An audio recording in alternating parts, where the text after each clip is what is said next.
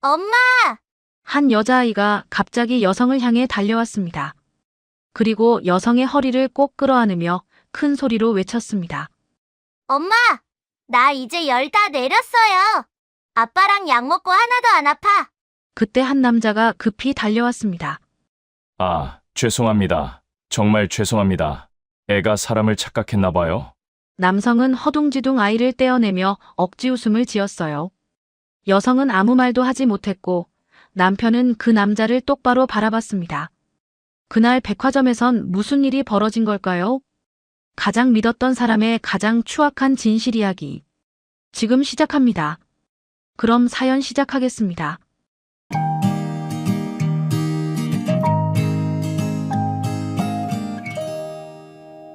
토요일 오후 서울 강남의 프리미엄 백화점.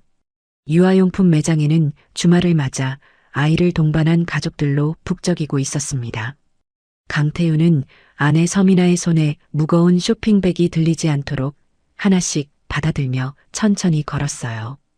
국내 굴지의 호텔 리조트 그룹 후계자인 그는 늘 바쁜 사람이었지만 오늘만큼은 누구보다 다정한 예비 아빠의 얼굴이었습니다. 결혼 7년 만에 어렵게 찾아온 아이였으니까요.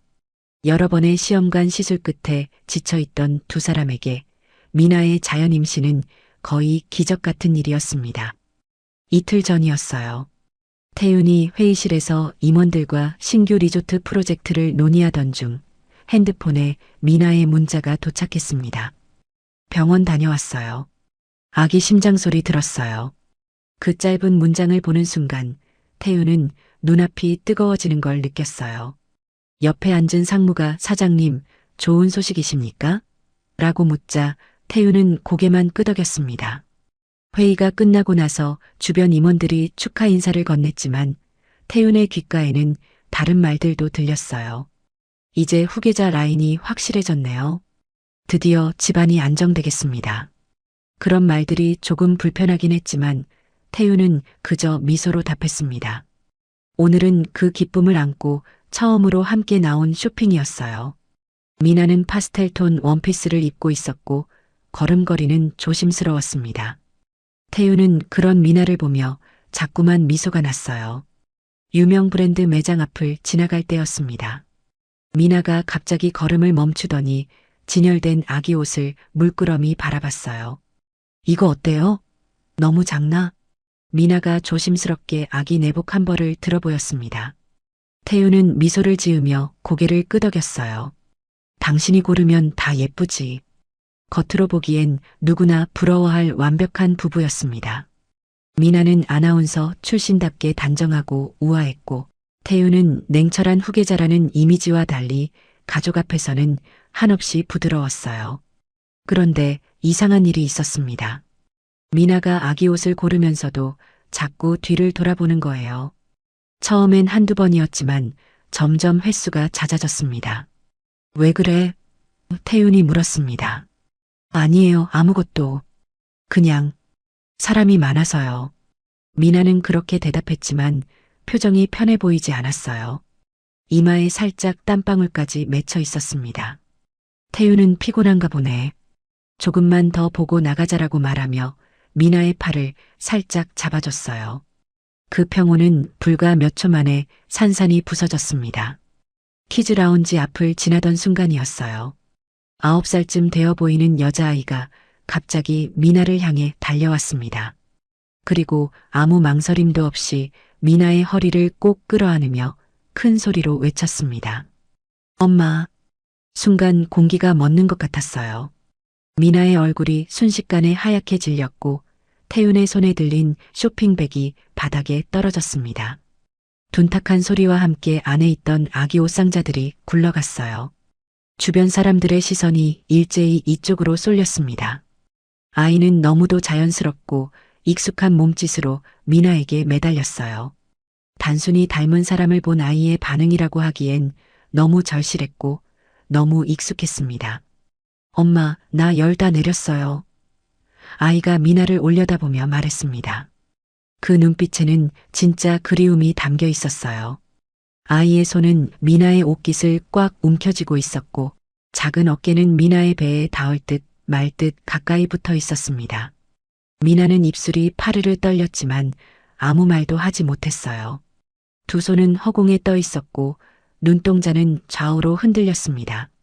그때 한 남자가 급히 달려왔습니다. 39쯤 되어 보이는 평범한 차림의 남자였어요. 회색 티셔츠에 청바지, 운동화를 신고 있었고 이마에는 땀이 송글송글 맺혀 있었습니다. 그는 허둥지둥 아이를 떼어내며 억지 웃음을 지었어요. 죄송합니다. 애가 사람을 헷갈렸나 봅니다. 남자의 목소리는 떨리고 있었습니다. TV에서 본 사람이랑 비슷하면 자꾸 이러네요. 정말 죄송합니다. 그는 연신 고개를 숙이며 사과했지만 그 짧은 순간 미나와 눈이 마주쳤어요. 0.5초, 아니 그보다 짧은 순간이었지만 태우는 그것을 놓치지 않았습니다. 미나는 아무 말도 하지 못했고 태우는 그 남자를 똑바로 바라봤습니다. 남자는 재빨리 시선을 피했어요. 아이는 끌려가면서도 몇 번이나 뒤를 돌아봤습니다. 엄마. 아이의 목소리가 점점 멀어졌고 키즈라운지 반대편으로 사라졌어요. 주변 사람들은 수군거렸습니다. 뭐야? 진짜 엄마 아냐? 요즘 애들은 TV 많이 보니까. 근데 저 여자 누구더라? 방송인 아냐? 그 소리들이 미나의 귓가를 때렸습니다. 태윤이 입을 열었습니다. 누구야? 아는 아이야? 목소리는 낮았지만 또렷했어요. 미나는 한참을 입을 떼지 못하다가 겨우 대답했습니다. 아니요, 모르는 애예요. 그런데 그 말은 떨리고 있었어요. 목소리뿐만 아니라 시선도 계속 흔들렸습니다. 태윤은 미나의 눈을 가만히 들여다봤어요. 미나는 시선을 피했습니다. 그 순간 태윤은 직감적으로 알았습니다. 뭔가 이상하다는 걸요. 백화점을 나오는 길은 이상하리만큼 조용했습니다. 엘리베이터 안에서 둘은 아무 말도 하지 않았어요. 거울에 비친 두 사람의 모습은 완벽한 부부처럼 보였지만 그 사이를 가르는 공기는 차갑게 식어 있었습니다. 미나는 핸드폰을 꺼내 뭔가 확인하려다가 멈췄어요. 손가락이 화면 위에서 떨렸고 결국 그냥 핸드폰을 가방에 넣었습니다. 태윤은 옆눈질로 그 모습을 지켜봤습니다. 주차장에 도착했을 때 태윤이 다시 물었습니다. 혹시 재단에서 후원하는 아이인가? 미나는 잠시 망설이다가 대답했어요. 그런가? 신경 쓰지 마요, 그냥. 그 대답은 너무 애매했습니다. 확신도 없었고 부정도 아니었어요. 태윤은 차 시동을 걸었습니다. 집으로 돌아오는 차 안은 더욱 조용했습니다. 라디오도 켜지 않았고 에어컨 바람 소리만 작게 들렸어요. 태윤이 몇 번이나 말을 꺼내려 했지만 미나는 피곤하다는 말만 남긴 채 눈을 감았습니다. 창밖으로 스쳐가는 도시의 불빛이 미나 얼굴 위를 지나갈 때마다 태윤의 마음속에는 처음 느껴보는 낯선 균열이 조금씩 번져갔어요. 집에 도착했을 때 미나가 먼저 말했습니다. 피곤해서 먼저 들어갈게요. 현관문을 열고 들어가더니 곧장 침실로 향했어요. 태윤은 거실 소파에 앉았습니다. 쇼핑백을 테이블 위에 내려놓고 한참을 멍하니 바라봤어요. 오늘 샀던 아기 옷들, 작은 양말, 모자, 내복. 몇 시간 전만 해도 행복했던 그 물건들이 지금은 낯설게 느껴졌습니다. 아까 그 아이의 얼굴이 자꾸 떠올랐어요. 너무나 확신에 찬 목소리로 엄마라고 부르던 그 아이. 그리고 미나를 보던 그 남자의 눈빛. TV에서 본 사람과 헷갈렸다는 변명은 너무 어색했습니다. 아내가 아나운서 출신이라 그럴 수도 있겠다는 생각으로 마음을 잡아보려 했지만 어둠 속에서도 그 아이의 얼굴은 선명했습니다. 태윤은 소파 등받이에 머리를 기댔어요. 그렇게 아내에 대한 의심이 시작되었습니다. 그날 밤 태윤은 침대에 누웠지만 잠이 오지 않았습니다. 옆에 누운 미나는 고르게 숨을 쉬고 있었어요. 잠든 것처럼 보였지만 가끔 몸을 뒤척이는 게 느껴졌습니다. 태윤은 천장만 바라봤어요. 새벽 2시, 3시가 지나도록 눈이 말똥말똥했습니다. 다음 날 아침 식탁은 어색했습니다. 미나가 먼저 일어나 아침을 차렸어요. 계란말이, 된장찌개, 김구이가 정갈하게 놓여 있었습니다. 태우는 자리에 앉으며 말했어요. 어제 그 아이. 그런데 미나가 재빨리 끼어들었습니다. 여보, 아이가 헷갈려서 그랬다는데 왜 자꾸 그 얘기를 꺼내요? 스트레스 받게, 태교에 안 좋아요. 그런 얘기는 하지 말아요. 목소리는 부드러웠지만 단호했어요. 태우는 숟가락을 들었지만 밥맛이 없었습니다. 백화점에서의 일이 있은 뒤부터 태우는 아내를 새삼스럽게 바라보게 됐습니다. 전엔 아무렇지 않게 지나쳤던 것들이 하나둘 마음에 걸리기 시작했어요. 미나는 임신이라며 집에서는 늘 피곤한 얼굴을 했지만 이상하게도 외출할 때만 되면 표정이 살아났습니다. 화요일 오전이었어요. 미나가 거울 앞에서 화장을 하고 있었습니다. 평소보다 시간이 오래 걸렸어요. 립스틱 색을 2번이나 바꿔 발랐고 머리도 여러 번 빗어내렸습니다. 태윤이 침실 문 앞을 지나다가 물었어요. 어디가? 미나는 거울 너머로 태윤을 봤습니다. 재단 미팅이요. 오늘 후원 기업 대표님들 오시거든요. 그런데 옷차림이 이상했어요. 정장이 아니라 편안한 니트의 청바지였습니다. 미팅이라고 하기엔 너무 캐주얼했어요. 태윤은 현관까지 따라 나갔습니다. 조심해서 다녀와. 몸 안 좋으면 일찍 들어오고. 미나는 고개를 끄덕이며 미소 지었어요. 걱정 마세요. 금방 올게요. 현관문이 닫히는 소리가 들렸습니다. 태윤은 창문 쪽으로 가서 아래를 내려다봤어요. 미나가 아파트 입구를 나서는 모습이 보였습니다. 걸음이 가벼웠어요. 피곤해 보이던 집에서의 모습과는 달랐습니다. 회사로 향하는 차 안에서 태윤은 계속 생각했습니다. 미행해볼까? 그런데 곧 고개를 저었어요. 에이 무슨. 빨간 신호등 앞에서 차가 멈췄을 때 태윤은 핸들을 꽉 쥐었습니다. 손등에 핏줄이 붉어졌어요. 결국 그는 회사로 향했습니다. 하지만 하루 종일 일이 손에 잡히지 않았어요. 오후 회의 시간이었습니다. 신규 호텔 프로젝트 보고가 진행되고 있었지만 태윤의 머릿속엔 다른 생각뿐이었어요. 사장님? 기획실장이 불렀습니다. 사장님, 제 설명 들으셨습니까? 태윤은 화들짝 정신을 차렸어요. 아, 미안합니다. 계속하세요. 옆에 앉은 부사장이 걱정스러운 눈빛으로 태윤을 봤습니다. 저녁 9시가 되자 태윤은 미나에게 전화했습니다. 어디야? 언제 들어와? 미나의 목소리가 들렸어요. 아, 후원자분이 저녁까지 하시겠대요. 11시쯤 들어갈 것 같아요. 그런데 이상했습니다. 배경소리가 조용했어요. 식당이라면 사람들 소리, 그릇 부딪히는 소리가 들려야 하는데 너무 고요했습니다. 그리고 미나 목소리에 웃음기가 섞여 있었어요. 밤 11시가 조금 넘어서 현관문이 열렸습니다. 태윤은 거실 소파에 앉아 있었어요. 미나가 들어왔습니다. 늦어서 미안해요. 회의가 길어졌어요. 태윤은 미나를 천천히 살폈습니다. 얼굴은 피곤해 보이지 않았어요. 오히려 뭔가 만족스러운 표정이었습니다. 회의 길었다며 피곤하진 않은가 보네? 태윤이 물었습니다. 미나는 가방을 소파에 내려놓으며 대답했어요. 네, 뱃속 우리 아이가 에너지를 주나 봐요. 호호. 미나가 샤워하러 들어간 사이 태윤은 테이블 위에 놓인 미나의 핸드폰을 봤습니다. 진동이 울렸어요. 화면에 이름이 떴습니다. 채은 엄마. 태윤의 가슴이 철렁 내려앉았습니다. 손이 떨렸어요. 핸드폰을 집어들까 말까 망설였습니다. 그때 욕실 문 여는 소리가 들렸어요. 태윤은 재빨리 자리에서 일어났습니다. 그날 밤부터 태윤은 잠자리에서 미나 옆에 누워도 낯선 기분이 들었습니다. 7년을 함께 살아온 아내인데 갑자기 옆 사람이 누구인지 모르겠다는 생각이 들었어요. 새벽까지 뒤척이다가 태윤은 조용히 침대에서 일어났습니다. 서재로 가서 노트북을 켰어요. 검색창에 타이핑했습니다. 아내 이중생활 징후. 엔터를 누르는 순간 자괴감이 밀려왔습니다. 내가 지금 뭐 하는 거지? 며칠이 지났습니다. 목요일 저녁이었어요. 미나가 또 외출 준비를 했습니다. 이번 주말에 지방 행사 있어요.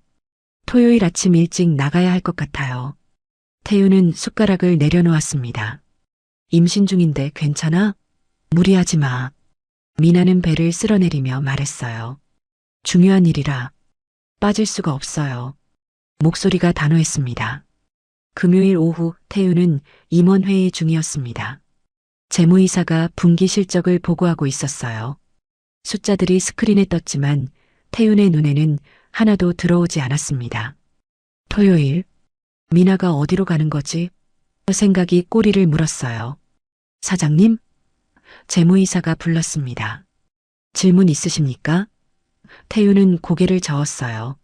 아니요, 없습니다. 옆에 앉은 전무가 걱정스럽게 물었습니다. 사장님, 요즘 컨디션이 안 좋으신 것 같은데. 태윤은 웃으며 손을 흔들었어요. 아닙니다. 괜찮습니다. 회의가 끝난 뒤 태윤은 집무실로 돌아왔습니다. 창밖을 내다봤어요. 서울 시내가 한눈에 보였습니다. 저 멀리 한강이 흘렀고 건물들이 빼곡했어요. 태윤은 책상 서랍을 열었습니다. 명함 한 장을 꺼냈어요. 최도연 수행비서. 오랜 시간 함께 일해온 사람이었습니다. 입이 무거운 사람이기도 했어요. 태윤은 명함을 한참 들여다봤습니다. 전화를 걸까 말까 망설였어요. 손가락이 명함 모서리를 만지작거렸습니다. 저녁 무렵 집으로 돌아왔을 때 미나는 거실에서 TV를 보고 있었습니다. 태교 프로그램이었어요.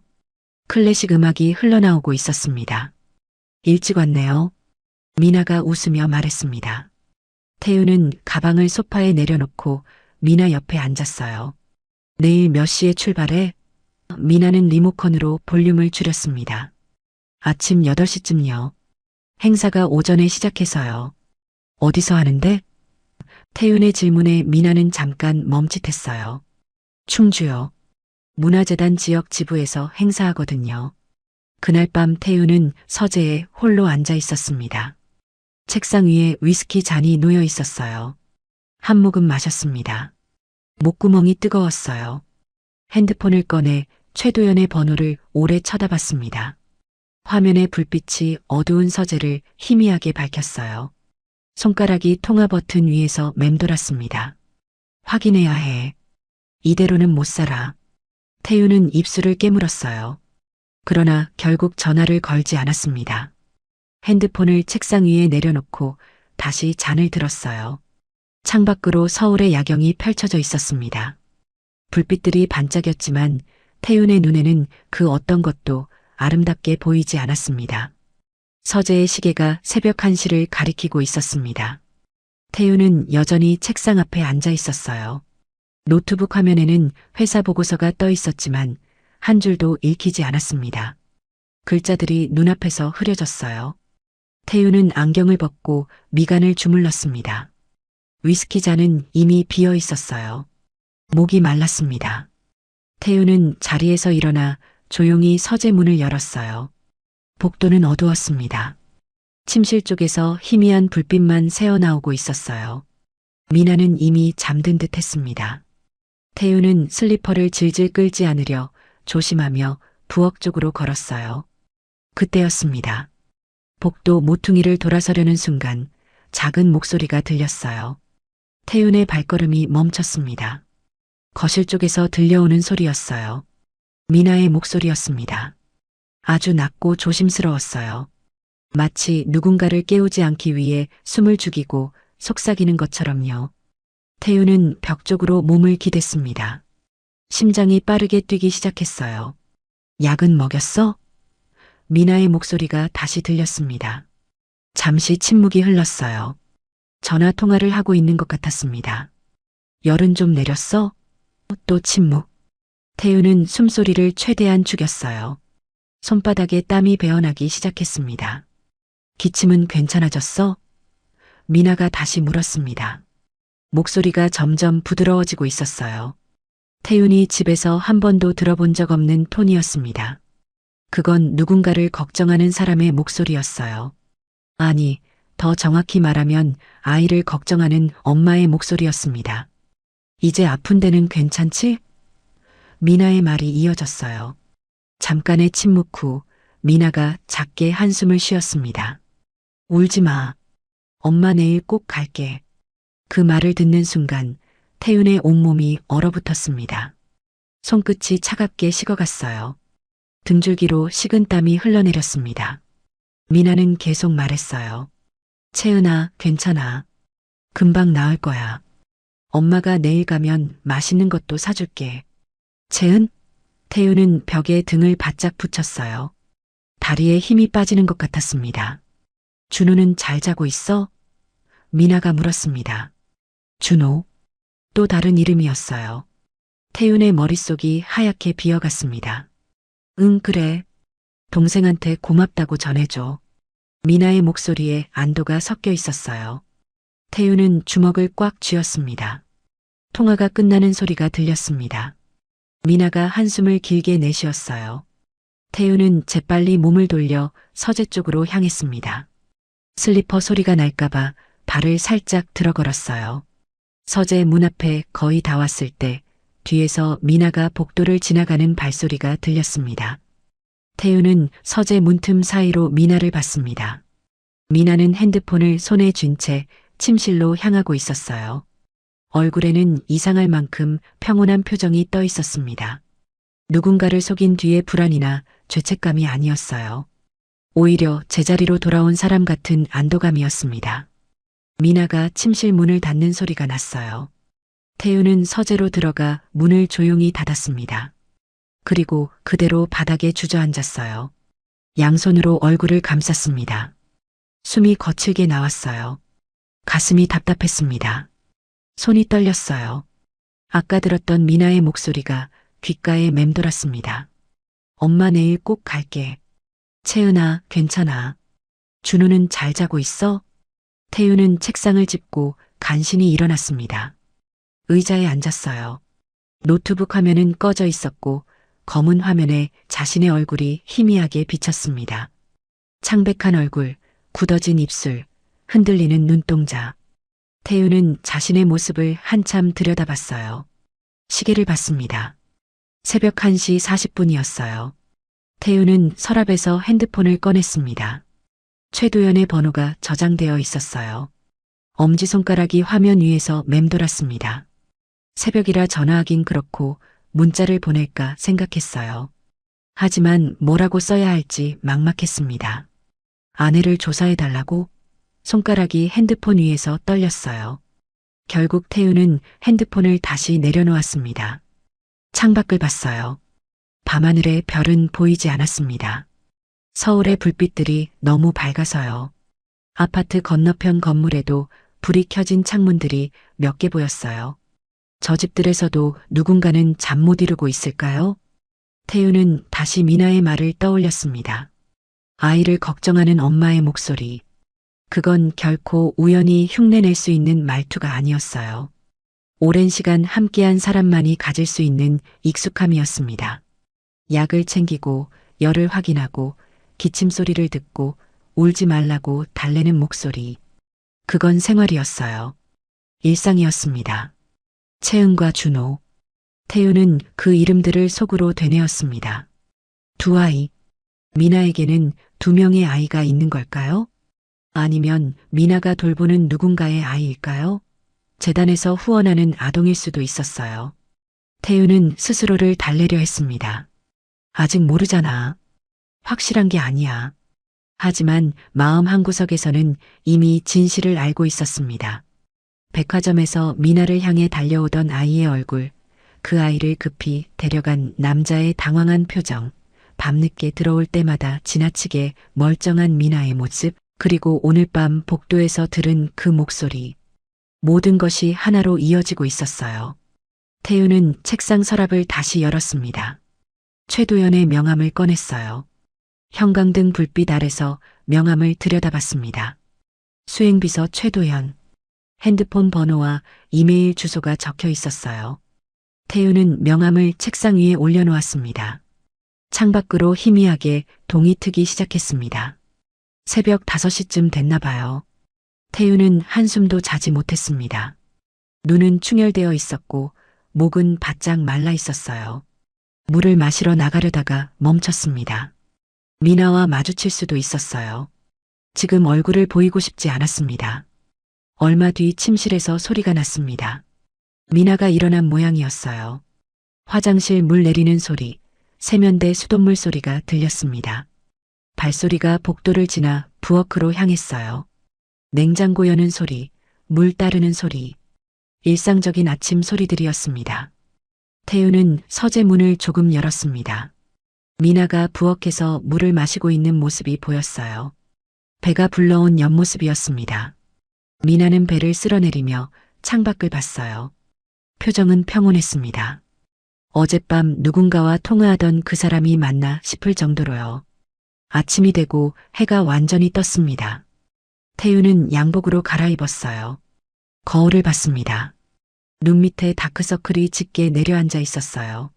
세수를 했지만 피곤함은 가시지 않았습니다. 넥타이를 매는 손이 계속 떨렸어요. 2번이나 다시 매야 했습니다. 거실로 나갔을 때 미나가 아침 식탁을 차리고 있었습니다. 일찍 일어나셨네요. 미나가 웃으며 말했어요. 태윤은 고개만 끄덕였습니다. 오늘 충주 간다며? 태윤이 물었어요. 미나는 국그릇을 내려놓으며 대답했습니다. 네, 8시에 출발해야 해요. 목소리는 자연스러웠어요. 어젯밤 일은 까맣게 모르는 사람처럼요. 태윤은 밥을 먹지 못했습니다. 숟가락을 들었다 놓기만 반복했어요. 입맛이 없으세요? 미나가 물었습니다. 좀 그러네. 태윤은 물만 한 잔 마시고 일어났어요. 먼저 출근할게. 현관으로 향하는 태윤의 뒷모습을 미나가 지켜봤습니다. 차에 올라탄 태윤은 시동을 걸지 않았습니다. 핸들에 이마를 기댔어요. 눈을 감았습니다. 어젯밤 미나의 목소리가 다시 들렸어요. 엄마 내일 꼭 갈게. 태윤은 눈을 떴습니다. 백미러로 집을 봤어요. 거실 창문에 미나의 그림자가 비쳤습니다. 태윤은 주머니에서 핸드폰을 꺼냈습니다. 최도연에게 문자를 보냈어요. 오늘 오전에 시간 되면 사무실로 와주세요. 개인적으로 부탁할 일이 있습니다. 전송 버튼을 누르는 손가락이 떨렸습니다. 오전 10시 태윤의 집무실 문이 조용히 열렸습니다. 최도연이 들어왔어요. 39의 나이에 이미 10년 넘게 태윤 곁을 지켜온 사람이었습니다. 태윤은 창가에 서서 밖을 내다보고 있었어요. 등만 보여도 평소와 다르다는 게 느껴졌습니다. 사장님 부르셨습니까? 도연이 조심스럽게 말했습니다. 태윤은 천천히 돌아섰어요. 눈 밑 다크서클이 유난히 짙었습니다. 앉아요. 태윤이 소파를 가리켰어요. 도연은 자리에 앉았고 태윤도 맞은편에 앉았습니다. 탁자 위에 커피잔이 놓였지만 둘 다 손대지 않았어요. 한참 동안 침묵이 흘렀습니다. 태윤은 손가락으로 소파 팔걸이를 톡톡 두드렸어요. 입술을 몇 번이나 달싹였지만 말이 쉽게 나오지 않았습니다. 도연은 기다렸어요. 재촉하지 않았습니다. 이번 일은 태윤이 드디어 입을 열었습니다. 절대 비밀이야. 누구에게도 말하면 안 돼. 목소리가 낮게 깔렸어요. 알겠습니다. 도연이 고개를 숙였습니다. 태윤은 창밖을 봤어요. 고층 빌딩들이 즐비하게 서 있었습니다. 미나. 그 이름을 부르는 것조차 힘들었어요. 태윤은 주먹을 쥐었다 폈다를 반복했습니다. 미나 최근 일정을. 실제로 어디를 다녔는지 확인해줘. 도연의 눈빛이 잠깐 흔들렸습니다. 놀란 표정이었어요. 하지만 곧 평소의 냉정함을 되찾았습니다. 알겠습니다. 언제부터 확인하면 될까요? 태윤은 손으로 얼굴을 쓸어내렸어요. 최근 한 달만. 특히 지방 출장이라고 했던 날들. 도연은 메모를 꺼내 적었습니다. 도연이 나간 뒤 태윤은 혼자 남았습니다. 집무실은 넓었지만 갑자기 답답하게 느껴졌어요. 넥타이를 풀었습니다. 셔츠 윗단추도 풀었어요. 창문을 열자 차가운 바람이 들어왔습니다. 11월의 공기였어요. 태윤은 눈을 감았습니다. 어젯밤 복도에서 들었던 미나의 목소리가 귓가를 맴돌았어요. 일주일이 지났습니다. 그 기간 동안 태우는 집에서 미나와 평소처럼 지냈어요. 아침 식사를 함께 했고 저녁에 일찍 들어오는 날엔 같이 TV를 봤습니다. 미나는 배가 더 불러왔어요. 임신 7개월이 넘어가고 있었습니다. 태우는 미나가 소파에서 일어날 때 손을 잡아주기도 했어요. 그럴 때마다 미나는 고맙다며 미소 지었습니다. 하지만 태윤의 속마음은 달랐습니다. 미나와 눈을 마주칠 때마다 가슴속에 칼날이 서 있는 것 같았어요. 웃으며 대화를 나누면서도 머릿속으로는 계속 계산하고 있었습니다. 오늘은 어디 간다고 했지? 귀가. 시간은 몇 시라고 했지? 이중적인 태도를 유지하는 게 스스로도 괴로웠어요. 금요일 오후였습니다. 도연에게서 문자가 왔어요. 준비 완료했습니다. 태윤은 핸드폰 화면을 한참 들여다봤습니다. 손가락이 떨렸어요. 내일 오전 9시 집무실로라고 답장을 보냈습니다. 전송 버튼을 누르고 나서 태윤은 의자에 깊숙이 몸을 기댔어요. 천장의 조명이 눈부셨습니다. 그날 밤 집으로 돌아왔을 때 미나는 거실에서 뜨개질을 하고 있었습니다. 아기 모자를 뜨고 있었어요. 노란색 털실이었습니다. 일찍 왔네요. 미나가 웃으며 말했어요. 응, 오늘은 일찍 끝났어. 태윤은 가방을 소파에 내려놓고 미나 옆에 앉았습니다. 그거 예쁘네. 미나는 뜨고 있던 모자를 들어보였어요. 아직 반도 안 됐어요. 서툴러서요. 태윤은 미나의 손을 봤습니다.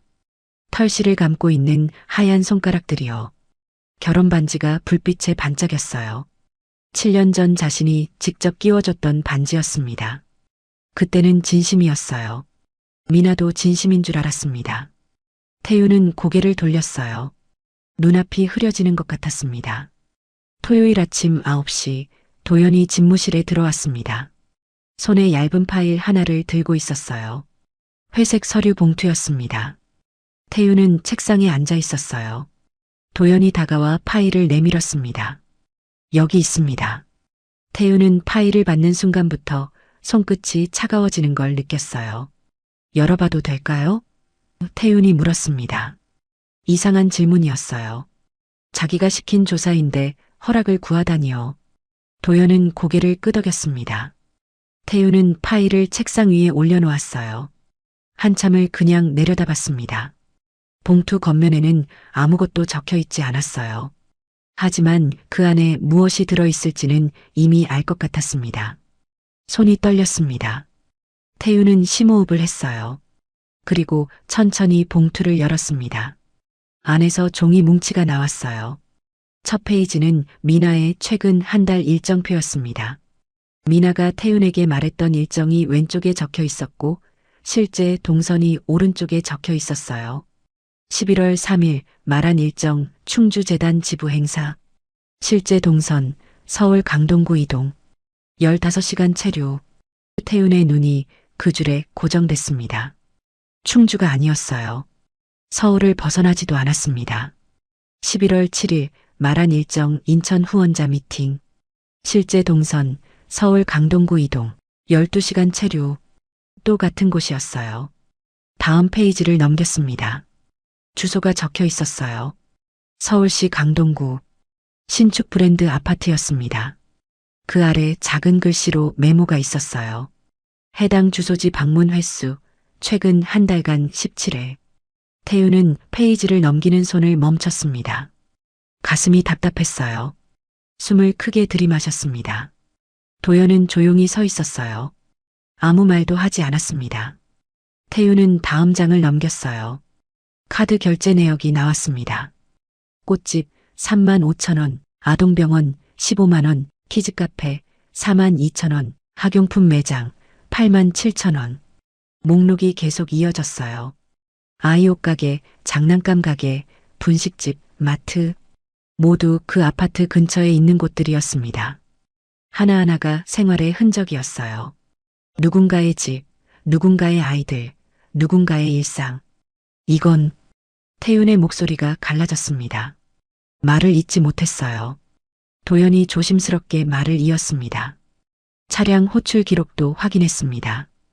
그 주소지로 간 날이 총 21번입니다. 태우는 고개를 들어 도연을 봤어요. 눈빛이 흔들렸습니다. 계속 말해봐. 도연은 파일 뒤쪽을 넘겼습니다. 사진들이 나왔어요. 주차장 CCTV 캡처 화면이었습니다. 흑백이라 선명하진 않았지만 사람 윤곽은 알아볼 수 있었어요. 이건 11월 5일 오후 2시경입니다. 도연이 사진을 가리켰어요. 미나로 보이는 여자가 한 남자와 함께 걷고 있었습니다. 그 옆으로 작은 아이 2명의 그림자가 보였어요. 태우는 사진을 집어들었습니다. 눈을 가까이 대고 들여다봤어요. 남자의 얼굴은 흐릿했습니다. 하지만 키와 체형이 백화점에서 봤던 그 사람과 비슷했어요. 아이들 중 한 명은 키가 컸습니다. 초등학생쯤 되어 보였어요. 다른 한 명은 작았습니다. 유치원생 정도요. 아직 얼굴이 뚜렷하진 않지만 도연이 말했습니다. 같은 남성과 아이 2명이 반복적으로 함께 찍혀 있습니다. 태우는 사진을 내려놓았어요. 의자 등받이에 몸을 기댔습니다. 창밖을 봤어요. 고층 빌딩 유리창에 자신의 얼굴이 희미하게 반사되어 보였습니다. 창백한 얼굴이었어요. 더 있어? 태윤이 물었습니다. 목소리에 힘이 없었어요. 도연은 고개를 저었습니다. 일단 여기까지만 정리했습니다. 더 깊이 조사하려면 태윤은 손을 들어 말을 막았어요. 됐어. 이 정도면 충분해. 도연은 조용히 물러났습니다. 문이 닫히는 소리가 났어요. 태윤은 혼자 남았습니다. 책상 위에 펼쳐진 서류들을 다시 봤어요.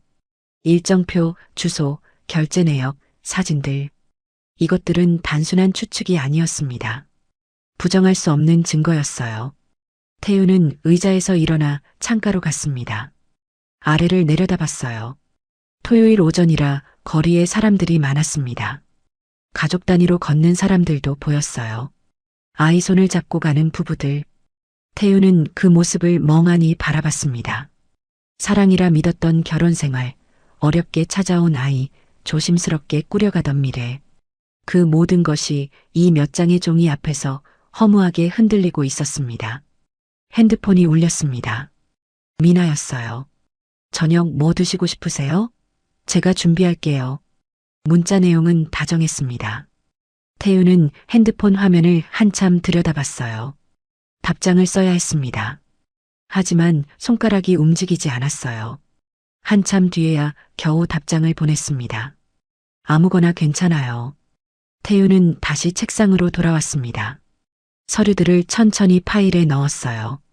봉투를 닫았습니다. 그리고 책상 서랍 깊숙한 곳에 넣었어요. 자물쇠를 잠갔습니다. 일주일이 지난 토요일 아침이었습니다. 미나가 외출 준비를 하고 있었어요. 재단 후원자 미팅 있어요. 점심때쯤 끝날 것 같아요. 미나는 거울 앞에서 머리를 빗으며 말했습니다. 태윤은 침대에 앉아 신문을 보는 척했어요. 응, 조심해서 다녀와. 목소리는 평온했습니다. 미나는 립스틱을 바르고 가방을 챙겼어요. 저녁은 집에서 먹을게요. 현관문이 닫히는 소리가 났습니다. 태윤은 신문을 내려놓았습니다. 시계를 봤어요. 9시 15분이었습니다. 태윤은 창가로 가서 아래를 내려다봤습니다. 미나가 아파트 정문을 나서는 모습이 보였어요. 택시를 잡았습니다. 택시가 멈춰섰고 미나가 뒷좌석에 탔어요. 차가 출발했습니다. 태윤은 옷을 갈아입었습니다. 청바지에 검은색 후드티를 입었어요. 평소엔 절대 입지 않는 옷차림이었습니다. 모자를 깊이 눌렀었어요. 선글라스도 챙겼습니다. 거울을 봤어요. 낯선 사람 같았습니다. 그게 오늘은 필요했어요. 지하 주차장으로 내려갔습니다. 자신의 차가 아니라 비서 전용차를 가져왔어요. 검은색 평범한 승용차였습니다. 시동을 걸었습니다. 핸들을 꽉 쥐었어요. 손에 땀이 났습니다. 가야 해. 직접 봐야 해. 태윤은 스스로에게 말했습니다. 도연이 알려준 주소를 내비게이션에 입력했습니다. 서울시 강동구 땡땡동 땡땡 아파트. 예상 소요 시간은 40분이었어요. 태우는 아파트를 빠져나왔습니다. 토요일 아침이라 도로가 한산했어요. 신호등마다 멈춰 설 때면 가슴이 두근거렸습니다. 강동구로 접어들었습니다. 주변 풍경이 달라졌어요.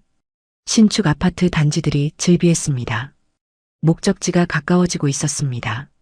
목적지에 도착했고 태우는 아파트 정문 앞이 아니라 조금 떨어진 곳에 차를 세웠습니다. 시계를 봤습니다. 10시였어요. 미나가 집을 나선 지 45분쯤 됐습니다. 태우는 운전석에 앉아 아파트 입구를 지켜봤어요. 사람들이 드나들고 있었습니다. 주말이라 가족 단위가 많았어요. 평범한 아파트의 평범한 주말 풍경이었습니다. 10시 20분쯤이었습니다. 택시 한 대가 아파트 앞에 멈춰 섰어요. 미나가 내렸어요. 태우는 모자를 더 깊이 눌렀었습니다. 미나는 경비실을 지나 안쪽으로 걸어갔어요. 걸음걸이가 익숙했습니다. 처음 오는 곳이 아니라는 게 느껴졌어요. 잠시 후 한 남자가 나타났습니다. 회색 점퍼에 청바지를 입고 있었어요. 백화점에서 봤던 바로 그 남자였습니다. 남자는 미나를 보자 손을 들어 인사했어요. 미나가 다가갔습니다. 두 사람이 나란히 섰어요. 남자가 자연스럽게 미나가 든 쇼핑백을 받아들었습니다. 그 행동은 연인의 것도 아니었고 가벼운 사이의 것도 아니었어요. 오래 함께 살아온 사람만이 가질 수 있는 무심한 익숙함이었습니다. 태우는 차 안에서 숨을 죽였습니다. 손이 떨려서 핸들을 꽉 쥐었어요. 손등에 핏줄이 붉어졌습니다. 그때 아파트 단지 안쪽에서 아이 목소리가 들렸어요. 엄마. 태우는 몸을 앞으로 숙였습니다. 초등학생으로 보이는 여자아이가 뛰어왔습니다. 백화점에서 미나에게 달려왔던 바로 그 아이였습니다. 채은이었어요. 아이는 미나에게 달려가 팔을 벌렸습니다. 미나가 허리를 숙여 아이를 안았어요. 그 동작은 너무도 자연스러웠습니다. 낯선 아이를 어색하게 대하는 게 아니라 매일 얼굴을 맞대는 엄마의 몸짓이었어요. 뒤에서 더 작은 아이가 따라왔습니다. 3살쯤 되어 보이는 남자아이였어요. 아장아장 걸어오는 모습이 아직 아기 같았습니다. 미나는 채은을 놓고 작은 아이에게 손을 내밀었어요. 아이가 미나 손을 잡았습니다. 준우야, 엄마 왔어. 미나의 목소리가 바람을 타고 희미하게 들렸어요. 4사람은 함께 건물 입구로 향했습니다. 남자가 앞장서서 문을 열었어요. 채은이 먼저 들어가고 미나가 준우 손을 잡고 뒤따랐습니다. 남자가 마지막으로 들어갔어요. 문이 완전히 닫혔습니다. 태우는 운전대에 이마를 기댔어요. 눈을 감았습니다. 숨이 거칠게 나왔어요. 가슴이 답답했습니다. 방금 본 장면이 눈앞에 계속 떠올랐어요. 미나가 아이를 안던 모습, 준우 손을 잡던 모습, 4사람이 함께 들어가던 모습. 시간이 흘렀습니다. 태우는 차에서 내리지 않고 그냥 앉아서 그 건물만 바라봤습니다. 오후 3시쯤이었습니다. 창문이 열렸어요. 미나로 보이는 사람이 창가에 서 있었습니다. 밖을 내다보고 있었어요. 햇살이 그 얼굴을 비췄습니다. 미나였어요. 표정이 보이진 않았지만 자세가 편안해 보였습니다. 집에서 볼 때의 긴장된 모습이 아니었어요. 태우는 주먹을 쥐었습니다. 4시가 넘어갔습니다. 태우는 여전히 차 안에 있었어요. 시트에 깊숙이 몸을 묻혔습니다. 모자는 눈썹까지 내려왔고 선글라스는 아직 쓰고 있었어요. 지나가는 사람들은 차 안을 들여다보지 않았습니다. 해가 기울기 시작했습니다. 11월의 해는 빨리 졌어요. 5시쯤 되자 하늘이 붉게 물들었습니다. 아파트 창문들에 하나둘 불이 켜지기 시작했어요. 저녁 준비를 하는 시간이었습니다. 2층 그 집 창문에서도 불빛이 환해졌어요. 창문 너머로 식탁이 보였습니다. 4사람이 둘러앉아 있었어요. 저녁을 먹고 있는 것 같았습니다. 채은이 무언가 말하는 모습이 보였어요. 미나가 고개를 끄덕이며 웃었습니다. 남자가 준호에게 뭔가 떠먹여주는 것 같았어요. 평범한 가족의 저녁 식사였습니다. 태우는 차 안에서 그 장면을 한참 지켜봤습니다. 입술을 깨물었어요. 입안에 비린 맛이 돌았습니다. 눈가가 뜨거워졌어요. 하지만 눈물은 나오지 않았습니다. 너무 큰 충격은 눈물도 나오지 않게 만드나 봤어요. 6시가 되자 하늘이 완전히 어두워졌어요. 태우는 시동을 걸었습니다. 엔진 소리가 조용한 주택가에 울렸어요. 백미러로 아파트를 마지막으로 봤습니다. 2층 창문에 여전히 불이 켜져 있었어요. 그 안에서 미나가 웃고 있었습니다. 태윤이 집에서 본 적 없는 얼굴로요. 차가 천천히 움직이기 시작했습니다. 아파트가 점점 멀어졌어요. 태윤은 핸들을 꽉 쥔 채 앞만 봤습니다. 강변북로에 진입했습니다. 한강이 어둠 속에서 검게 흘렀어요. 다리 위 가로등 불빛들이 물에 반사되어 일렁였습니다. 태윤은 라디오도 켜지 않았어요. 침묵 속에서 운전했습니다. 차 안에는 엔진 소리와 바람 소리만 들렸어요. 집 근처에 도착했을 때는 7시가 넘어 있었습니다. 태윤은 지하 주차장에 차를 세우고 차에서 내리지 않았어요. 그냥 운전석에 앉아 앞만 봤습니다. 어두운 주차장 벽이 보였어요. 형광등이 깜빡거렸습니다.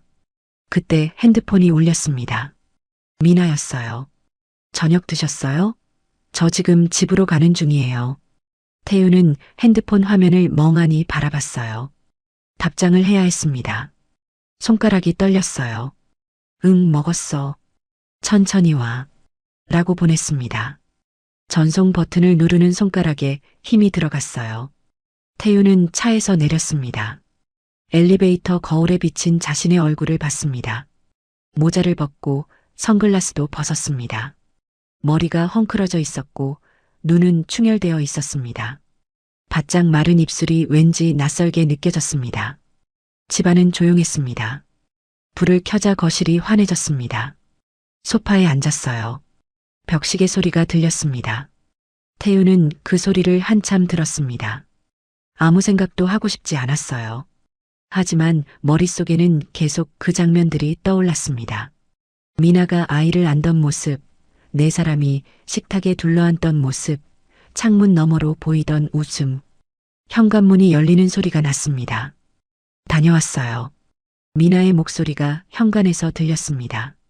태윤은 소파에서 일어나지 않았어요. 응, 짧게 대답했습니다. 미나가 거실로 들어왔어요. 회의 길었어요. 피곤하네. 가방을 소파에 내려놓으며 말했습니다. 태윤은 미나를 봤어요. 화장은 조금 지워져 있었지만 얼굴은 밝았습니다. 피곤해 보이지 않았어요. 저녁은? 미나가 물었습니다.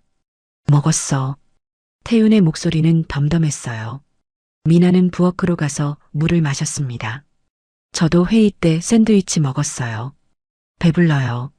거짓말이 자연스러웠어요. 태윤은 미나가 물 마시는 모습을 지켜봤습니다. 2시간 전 창문 너머로 봤던 저녁 식탁이 떠올랐어요. 그날 밤 태윤은 또다시 잠들지 못했습니다. 태윤은 천장만 바라봤습니다. 머릿속이 복잡했어요. 오늘 본 것이 전부일까요? 아니면 더 깊은 무언가가 있을까요? 확실히 알아야 해. 태윤은 결심했습니다. 월요일 아침 태윤은 일찍 출근했습니다. 집무실에 도착하자마자 도연을 불렀어요. 더 조사해야 할 것 같아. 도연은 고개를 끄덕였습니다. 어디까지 하시겠습니까? 태윤은 창밖을 봤어요. 미나와 그 남자. 언제부터 알고 지낸 사이인지 알아봐줘. 결혼 전 기록도 찾아봐. 며칠 뒤 태윤은 법무팀 회의실에 있었습니다.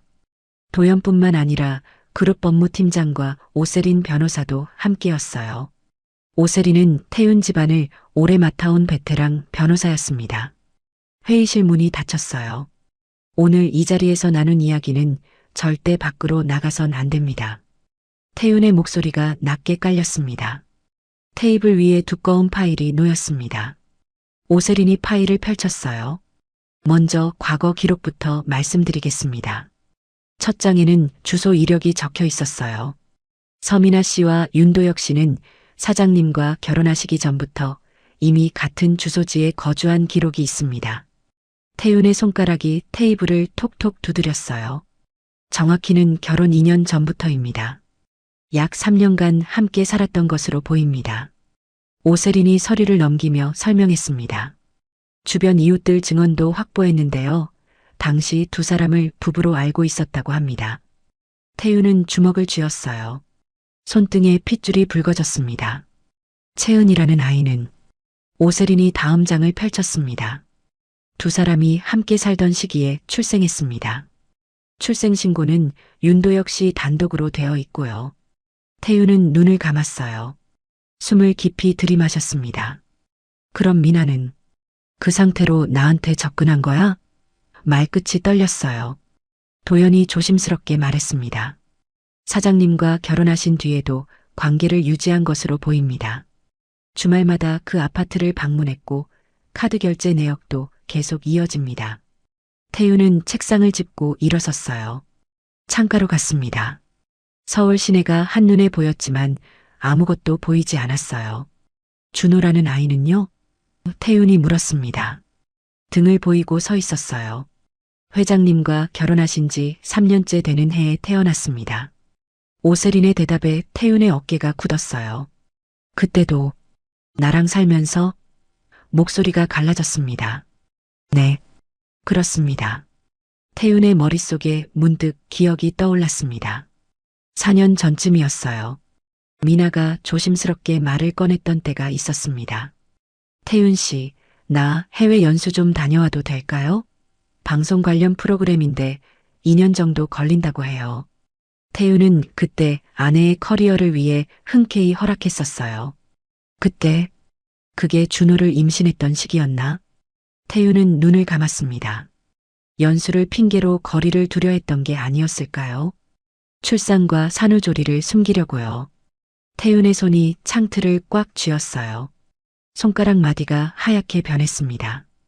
태윤은 한참 동안 창밖만 바라봤습니다. 회의실 안은 조용했어요.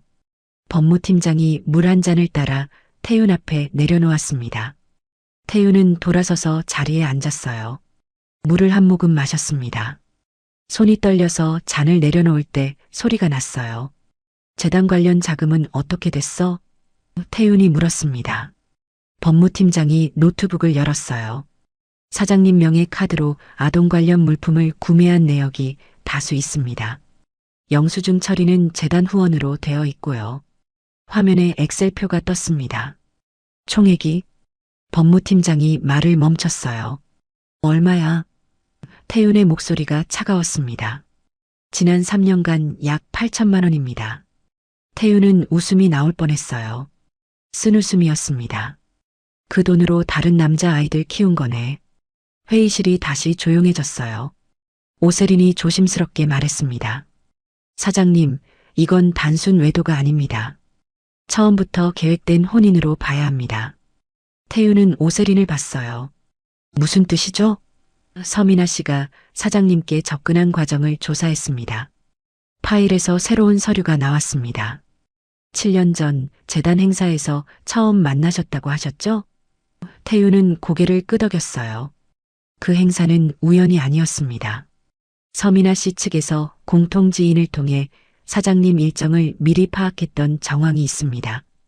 오세린이 서류를 가리켰어요. 이분이 당시 중개 역할을 한 것으로 보입니다. 태윤은 그 이름을 봤습니다. 아는 사람이었어요. 방송계 인맥으로 가끔 만나던 PD였습니다. 이 사람이 태윤의 목소리가 떨렸어요. 네.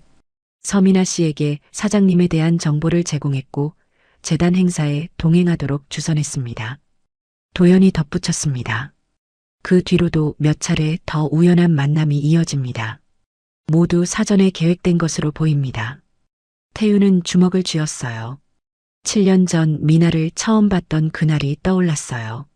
수줍게 웃던 미나의 얼굴, 조용히 차를 따라주던 모습, 부담스럽지 않게 거리를 두던 태도. 그게 전부 계산이었다는 말인가요? 결혼 목적도 추정할 수 있습니까? 태윤이 물었습니다. 오세린은 잠시 망설이다가 대답했어요.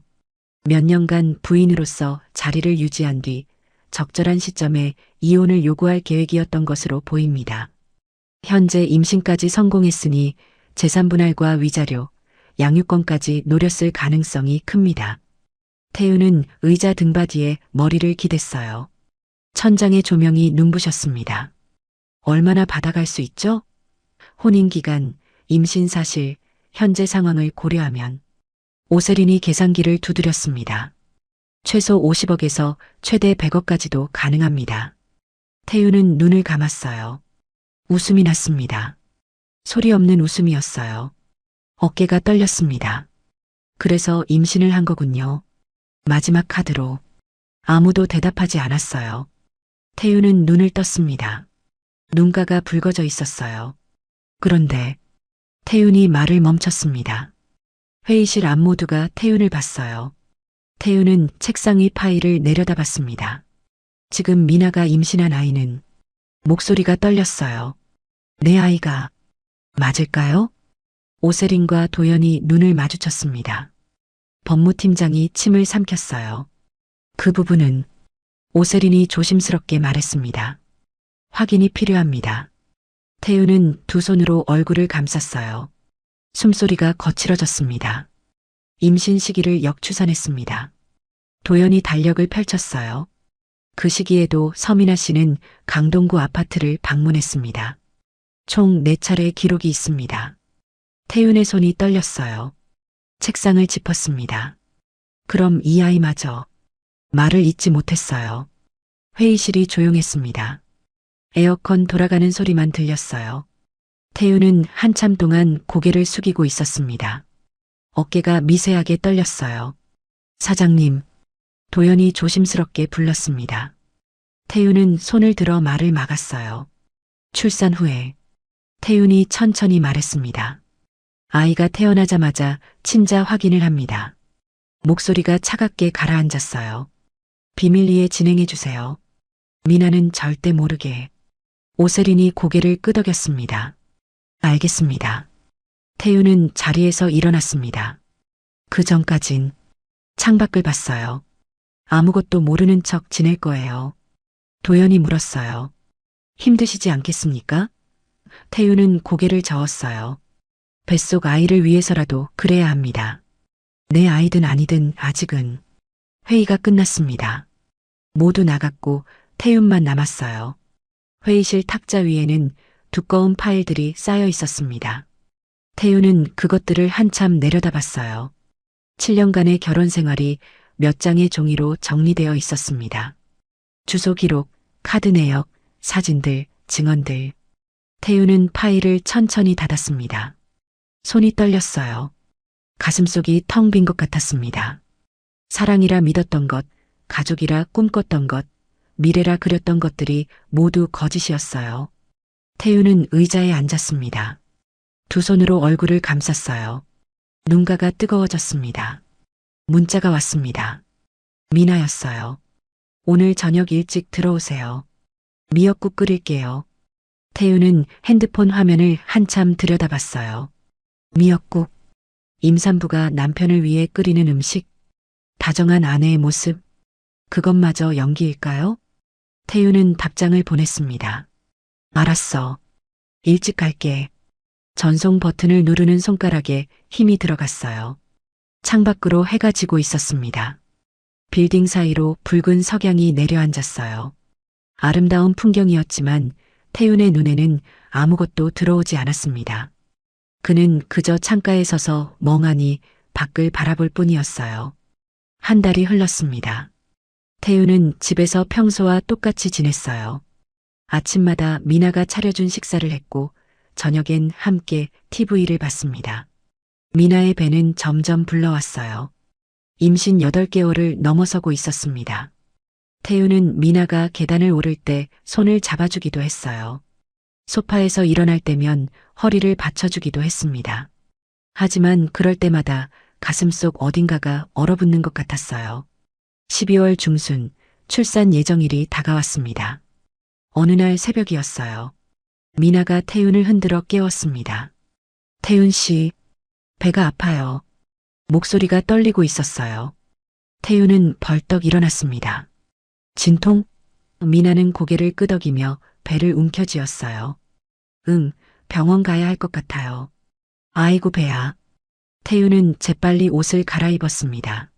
미리 준비해둔 가방을 챙겼어요. 미나를 부축해서 엘리베이터로 향했습니다. 미나는 태윤의 팔을 꽉 잡았어요. 무섭네요. 미나가 작게 말했습니다. 태윤은 아무 대답도 하지 않았어요. 그저 미나를 차에 태웠습니다. 병원까지 20분이 걸렸습니다. 새벽이라 도로가 한산했어요. 신호등마다 태윤은 미나를 힐끗 봤습니다. 미나는 눈을 감고 숨을 고르고 있었어요. 이마에 땀이 맺혀 있었습니다. 태윤의 손은 핸들을 꽉 쥐고 있었어요. 내 아이일까 아닐까? 그 생각이 머릿속을 떠나지 않았습니다. 병원에 도착했습니다. 응급실 입구에 차를 세우고 휠체어를 가져왔어요. 미나를 태워 안으로 들어갔습니다. 간호사들이 달려왔어요. 몇 주 차세요? 38주입니다. 태윤이 대답했습니다. 진통 간격은요? 5분 정도요. 미나가 신음하며 말했어요. 분만실로 옮겨졌습니다.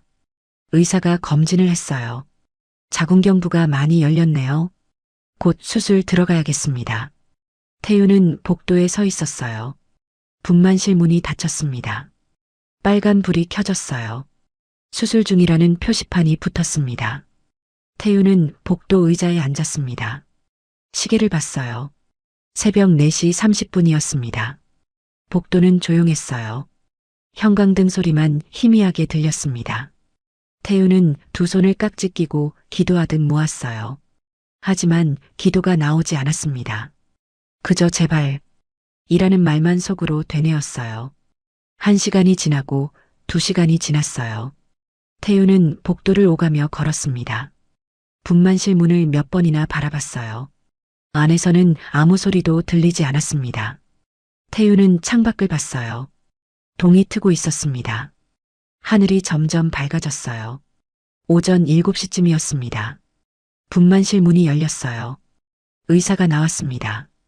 태윤은 달려갔어요. 어떻게 됐습니까? 의사는 마스크를 벗으며 말했습니다. 출산은 무사히 끝났습니다. 남자아이고요. 태윤의 가슴이 쿵 내려앉았어요. 산모는요? 잘 계십니다. 곧 회복실로 옮길 겁니다. 아기는? 태윤이 물었습니다. 의사의 표정이 조금 굳었어요. 지금 신생아 중환자실로 옮기고 있습니다. 태윤의 얼굴이 하얗게 질렸어요. 네. 왜요? 무슨 문제라도. 아기 상태가 예상보다 좋지 않습니다. 호흡이 불안정하고 심박수도 불규칙해요. 태윤은 다리에 힘이 빠지는 것 같았습니다. 벽을 짚었어요. 심각한 겁니까? 의사는 손을 내저었습니다. 아직은 모릅니다. 정밀 검사를 해봐야 알 수 있어요. 희귀질환 가능성도 배제할 수 없고요. 태윤은 눈을 감았어요. 숨을 깊이 들이마셨습니다. 신생아 중환자실 앞으로 갔습니다. 유리창 너머로 보육기 안에 누워있는 작은 아기가 보였어요. 온몸에 선들이 연결되어 있었습니다. 모니터 화면에 숫자들이 깜빡였어요. 태윤은 유리에 손을 댔습니다. 차가웠어요. 저 아이가 내 아이일까? 태윤의 머릿속에 그 생각이 또 떠올랐습니다. 가슴이 답답했어요. 아버지가 된 기쁨보다 의심이 먼저 밀려왔습니다. 간호사가 다가왔습니다. 보호자분이세요? 태윤은 고개를 끄덕였어요. 네. 산모분은 회복실로 옮겼습니다. 가보시겠어요? 태윤은 한 번 더 유리창 너머를 봤어요. 그리고 돌아섰습니다. 회복실에는 미나가 누워 있었습니다. 얼굴이 창백했어요. 눈을 뜨고 천장을 바라보고 있었습니다. 태윤이 들어서자 고개를 돌렸어요. 아기는 목소리가 갈라졌습니다. 중환자실에 있어. 태윤이 대답했어요. 미나의 눈가가 젖어들었습니다. 네, 왜요? 우리 아기가 왜 중환자실에 있어요? 태윤은 침대 옆 의자에 앉았습니다. 미나의 손을 잡아줬어요. 손이 차가웠습니다. 괜찮아질 거야. 의사 선생님이 최선을 다한대. 미나는 눈물을 흘렸어요. 볼을 타고 눈물이 주르륵 흘러내렸습니다. 제 잘못인가요? 제가 조심하지 못해서. 태우는 아무 말도 하지 않았어요. 그저 미나의 손을 잡고 있을 뿐이었습니다. 잠시 후 태우는 복도로 나왔습니다. 핸드폰을 꺼냈어요. 도연에게 전화를 걸었습니다. 접속음이 2번 울렸어요. 사장님, 지금 병원이야. 아이가 태어났어. 축하드립니다. 도연의 목소리는 조심스러웠어요. 지금 당장. 태윤의 목소리가 낮게 깔렸습니다. 친자 확인 준비해줘. 전화 너머로 짧은 침묵이 흘렀어요. 알겠습니다. 어떻게 진행할까요? 아기 검체는 내가 구할게. 신생아 중환자실에서 검사할 때 몰래 채취할 수 있을 거야. 어느 병원에 의뢰하시겠습니까? 도연이 물었습니다. 대학병원으로 해줘. 이 병원이 아닌 곳으로. 절대 비밀 보장되는 곳. 알겠습니다. 48시간 안에 결과 나올 수 있게 하겠습니다. 태유는 전화를 끊었어요. 손이 떨렸습니다. 이틀이 지났습니다.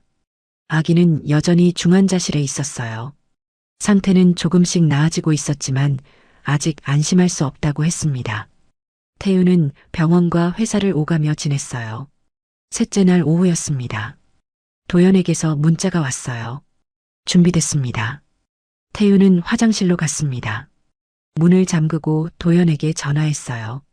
어디야? 병원 1층 커피숍입니다. 태유는 엘리베이터를 탔습니다.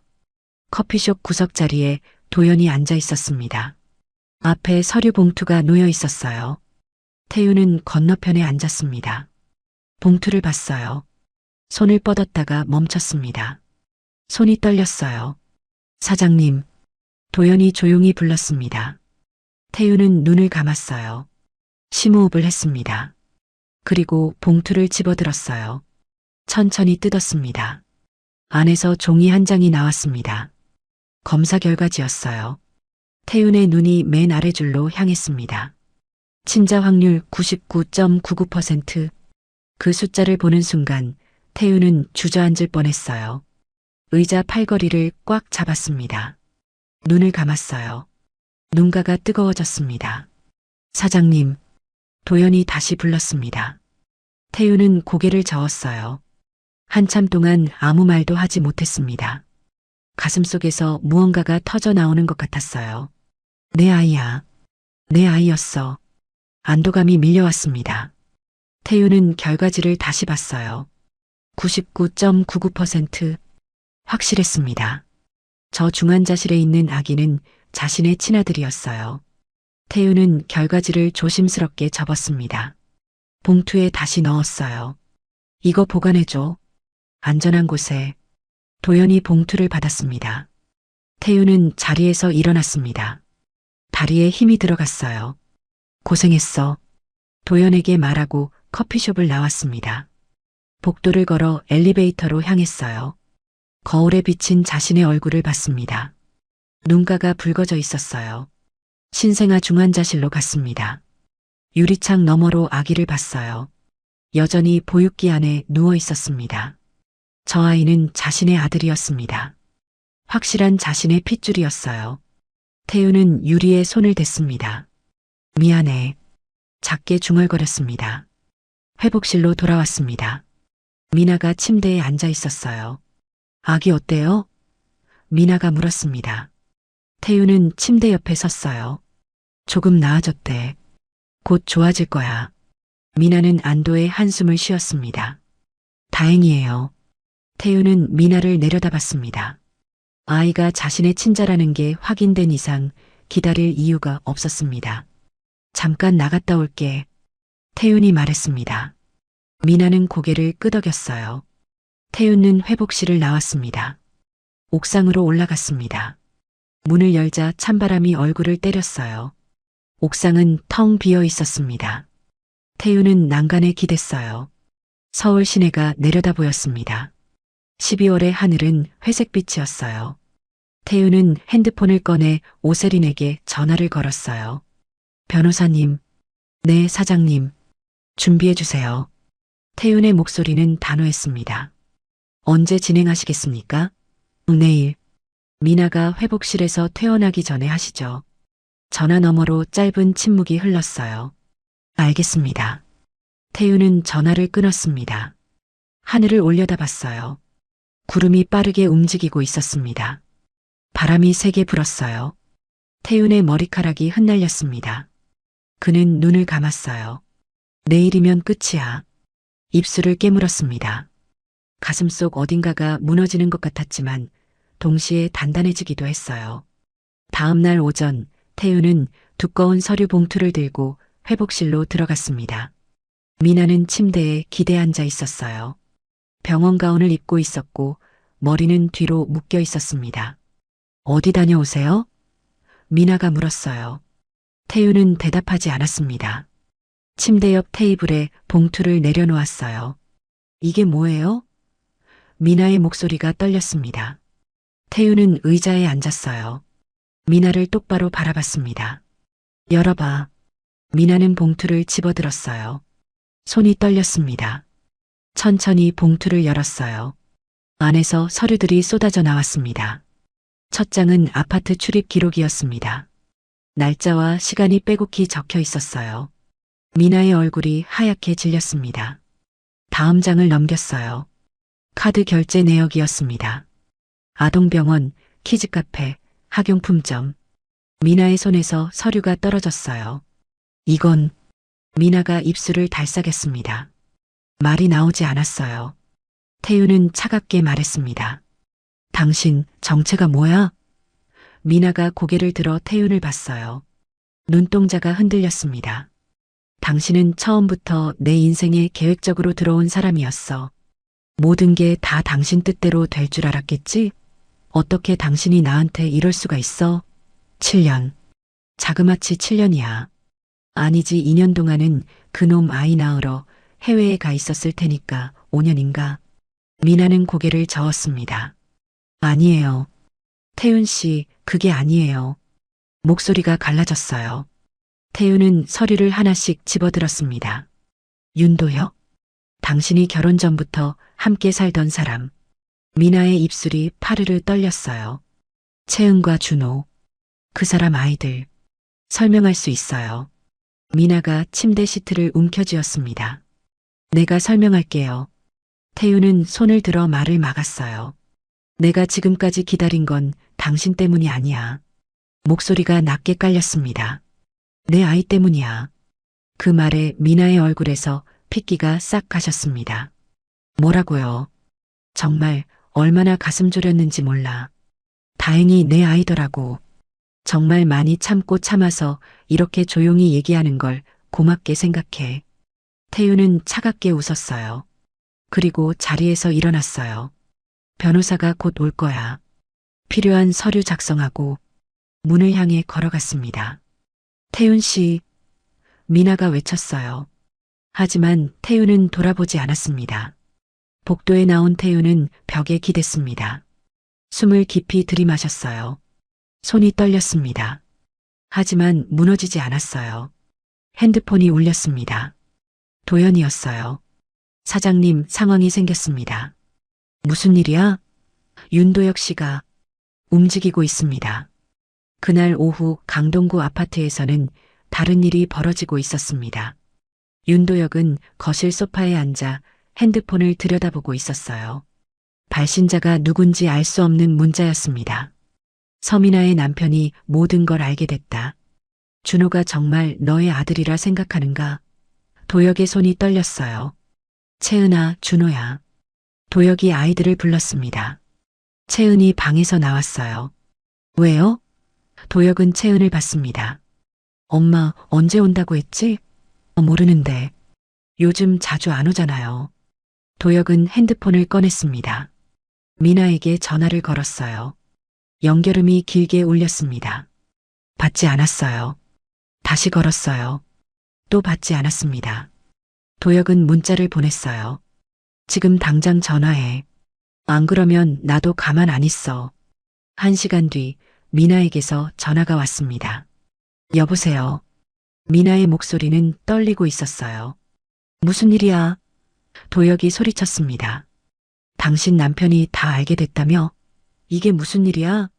채은이 놀라 아빠를 쳐다봤어요. 오빠, 미안해. 미나가 울먹였습니다. 미안하다고? 지금 그게 할 소리야? 도혁은 거실을 왔다 갔다 걸었어요. 준호. 준호는 대체 누구 아이야? 전화 너머로 침묵이 흘렀습니다. 대답해. 준호가 내 아들 맞아?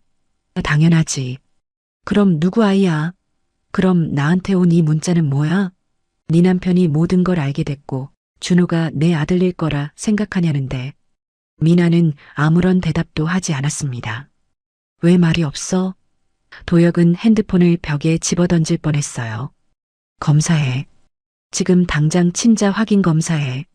며칠 뒤 검사 결과가 나왔습니다. 도연이 태윤에게 보고했어요. 윤도혁 씨가 준호와 친자 확인을 했습니다. 결과는 친자가 아니라고 나왔습니다. 태윤은 창밖을 봤어요. 뭐라고? 그럼 누구 아이야? 그건 모르겠습니다. 그 사람 반응은? 제정신이 아닌 것 같습니다. 도혁은 결과지를 들고 집안을 돌아다녔습니다. 웃음이 나왔어요. 미친 사람처럼 웃다가 갑자기 주저앉았습니다. 바닥에 무릎을 꿇고 울었어요. 3년간 아들이라 믿었던 아이가 자신의 핏줄이 아니었습니다. 채은이도 해봐야겠어. 도혁은 눈물을 닦으며 일어났습니다. 미나에게 전화했어요. 채은이도 검사할 거야. 안 돼요. 채은이는 정말. 닥쳐. 준호도 내 아들 아니었잖아. 전화를 끊었습니다. 일주일 뒤 두 번째 결과가 나왔습니다. 도혁은 병원 복도에서 봉투를 받았어요. 손이 떨렸습니다. 천천히 뜯었어요. 결과지를 꺼냈습니다. 눈이 맨 아래줄로 향했어요. 친자 관계가 성립하지 않는다. 친자 확률 0%. 도혁은 그 자리에 주저앉았습니다. 봉투가 바닥에 떨어졌어요. 결과지가 바람에 날렸습니다. 지나가던 사람들이 도혁을 쳐다봤어요. 하지만 도혁은 아무것도 보이지 않았습니다. 귀에도 아무것도 들리지 않았어요. 집으로 돌아온 도혁은 미나에게 전화했습니다. 다 거짓말이었어. 목소리가 죽어 있었어요. 채은이도 내 딸이 아니야. 미나는 울음을 터뜨렸습니다. 오빠, 미안해요. 정말 미안해요. 너 도대체 뭐냐? 뭐라고 돌아다닌 거야? 도대체 채은이랑 준호 아빠가 누구야? 미나는 대답하지 못했습니다. 도혁이 다시 소리쳤어요. 대답해. 도대체 누구 아이들이야? 모르겠어요. 진짜 모르겠어요. 미나의 목소리는 거의 비명에 가까웠습니다. 너 진짜 무서운 여자구나. 도혁은 전화를 끊었어요. 핸드폰을 바닥에 던졌습니다. 화면이 깨졌어요. 도혁은 미나의 물건들을 찾기 시작했습니다. 서랍을 뒤졌어요. 옷장을 열었습니다. 그때 미나가 쓰던 구형 핸드폰을 발견했습니다. 도혁은 그것을 집어들었어요. 충전을 했습니다. 화면이 켜졌어요. 잠금이 걸려 있지 않았습니다. 도혁은 메시지 앱을 열었어요. 수십 개의 대화방이 나왔습니다. 남자 이름들이었어요. 도혁은 하나씩 열어봤습니다. 눈이 점점 커졌습니다. 입이 벌어졌어요. 대화 내용들은 노골적이었습니다. 만남 약속, 호텔 예약, 동거래. 도혁은 손이 떨렸어요. 스크롤을 내렸습니다. 더 많은 대화들이 나왔어요. 데이트 앱에서 만난 남자들, SNS에서 연락 온 남자들. 미나는 그동안 두 집 살림하는 것도 모자라 밖에서 온갖 남자들을 만나고 다니고 있었던 겁니다. 마치 욕망에 사로잡힌 짐승처럼.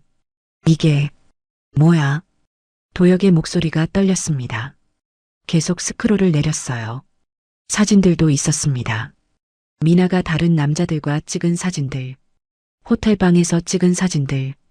도혁은 핸드폰을 던져버렸어요. 벽에 부딪혀 산산조각 났습니다. 도혁은 소파에 주저앉았습니다. 두 손으로 머리를 감쌌어요. 10년을 뭐 한 거야? 목소리가 갈라졌습니다. 눈가가 뜨거워졌어요. 참았던 눈물이 볼을 타고 주르륵 흘러내렸습니다. 채은이 방에서 나왔습니다. 아빠, 왜 그래요? 도혁은 채은을 봤어요. 10살짜리 아이. 자신의 딸이 아닌 아이. 누구 딸인지도 모르는 아이. 채은아. 도혁의 목소리가 떨렸습니다. 아빠가 미안하다. 그날 밤 도혁은 집을 나갔습니다. 큰 가방 하나만 들고 나왔어요. 뒤돌아보지 않았습니다. 핸드폰도 꺼버렸어요. 거의 10년을 키우며 함께 살았지만 자신의 아이가 아니라는 사실을 알게 된 이상 더 이상 애정이 생겨나지 않았어요. 아이들이 어떻게 되던 말던 신경 쓰고 싶지 않았습니다. 도혁은 딱 그 정도의 어른이었던 거죠. 채은과 준호는 집에 남겨졌습니다. 채은이 준호 손을 잡고 창밖을 봤어요. 아빠, 어디가? 준호가 물었습니다. 채은은 대답하지 못했어요. 며칠 뒤 이웃 주민이 신고했습니다. 옆집에서 아이 우는 소리만 계속 들려요. 아동보호 담당자들이 왔어요. 문을 열었습니다. 채은과 준호가 거실에 앉아 있었어요. 냉장고는 텅 비어 있었습니다. 채은의 눈은 붉게 충혈되어 있었어요. 엄마는? 담당자가 물었습니다. 안 와요. 채은이 작게 대답했어요. 아빠는? 나갔어요. 준호가 울기 시작했습니다. 채은이 준호를 안았어요. 괜찮아. 엄마 곧 올 거야. 하지만 미나는 오지 않았습니다. 미나는 그때 이미 구치소에 있었어요. 사기, 횡령, 기망혼인, 아동방임 혐의로 구속됐습니다. 채은과 준호는 보호시설로 이송됐어요. 시설차가 도로를 달렸습니다. 준호는 채은 품에 안겨 잠들어 있었어요. 채은은 준호 머리를 쓰다듬었습니다. 눈물이 났어요. 하지만 소리내어 울지 않았습니다. 그저 조용히 눈물만 흘렸어요. 창밖으로 겨울 하늘이 회색빛으로 펼쳐져 있었습니다. 석 달이 지났습니다. 3월의 봄바람이 불기 시작했어요. 태유는 그동안 아이 치료에 매달렸습니다. 신생아 중환자실에서 나온 아이는 집으로 왔어요. 이름은 강민준이었습니다. 희귀질환 진단은 받았지만 치료를 시작했고 조금씩 나아지고 있었어요. 회사 일도 바빴습니다.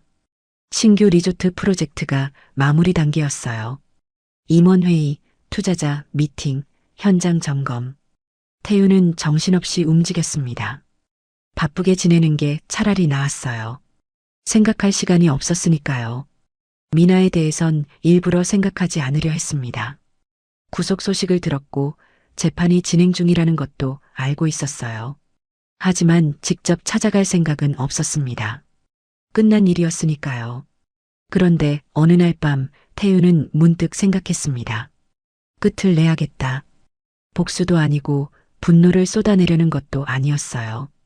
그저 자신의 마음에서 그 여자를 완전히 밀어내고 싶었습니다.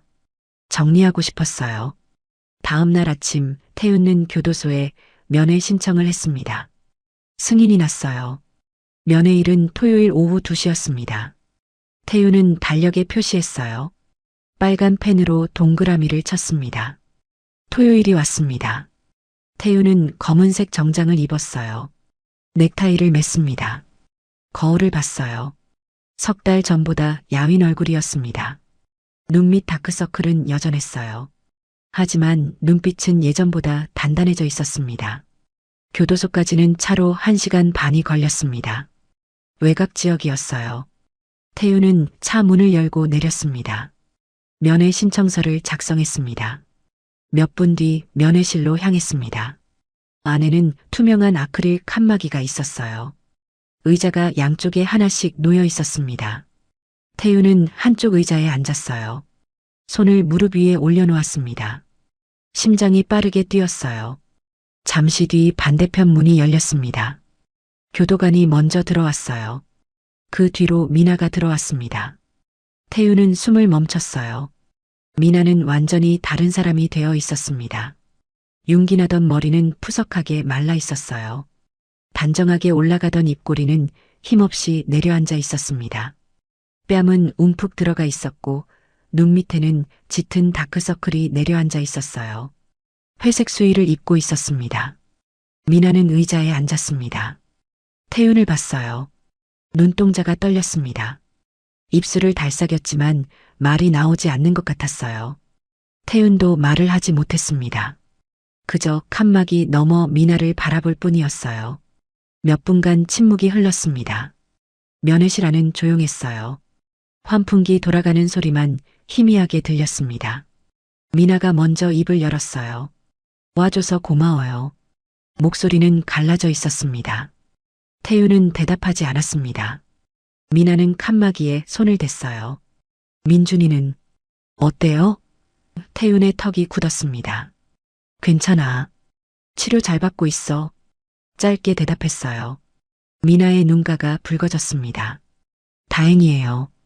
다시 침묵이 흘렀습니다. 태윤은 미나를 똑바로 봤어요. 할 말 있어서 왔어. 미나는 고개를 들었습니다. 태윤의 목소리는 낮고 차분했어요. 당신은 나를 도구 삼아 불을 쌓고 다른 남자를 방패 삼아 평온한 가정을 연기하며 뒤에서는 세상 모든 쾌락을 탐닉하며 살았겠지. 내가 설계한 그 완벽한 기만 속에 내가 가장 비참한 조연이었을 뿐이고. 미나의 눈빛이 흔들렸습니다. 태윤이 말을 이었어요. 당신은 결국 당신의 그 그릇된 욕망이 당신 스스로를 망친 거야. 미나의 입술이 떨렸습니다. 눈가가 점점 뜨거워졌어요. 참았던 눈물이 볼을 타고 주르륵 흘러내렸습니다. 돈으로 신분 세탁이라도 하면 인생이 바뀔 줄 알았어? 태윤의 목소리가 계속 이어졌습니다. 당신이 바꾼 건 당신 인생이 아니라 당신을 믿어준 사람들의 인생이야. 나, 윤도혁, 채은이, 준호. 당신을 믿었던 모든 사람들의 인생. 당신이 한 모든 짓이 얼마나 무모하고 무서운 짓이었는지 알긴 알아? 미나는 고개를 떨궜습니다. 어깨가 떨렸어요. 태윤 씨, 목소리가 거의 속삭임에 가까웠습니다. 아이들만은, 채은이랑 준호만은. 태윤은 손을 들어 말을 막았어요. 아이들까지 이용한 순간 당신은 이미 다 잃었어. 죄 없는 그 아이들은 이제 누가 책임질 건데? 미나는 두 손으로 얼굴을 감쌌습니다. 울음을 삼켰어요. 어깨가 들썩였습니다. 태윤은 그 모습을 한참 지켜봤어요. 가슴속 어딘가가 무너지는 것 같았습니다. 하지만 무너지지 않았어요. 왜? 미나가 얼굴을 들었습니다. 눈은 빨갛게 충혈되어 있었어요. 왜 이렇게 됐을까요? 태윤은 잠시 침묵했습니다. 그리고 천천히 말했어요. 당신이 선택한 거야.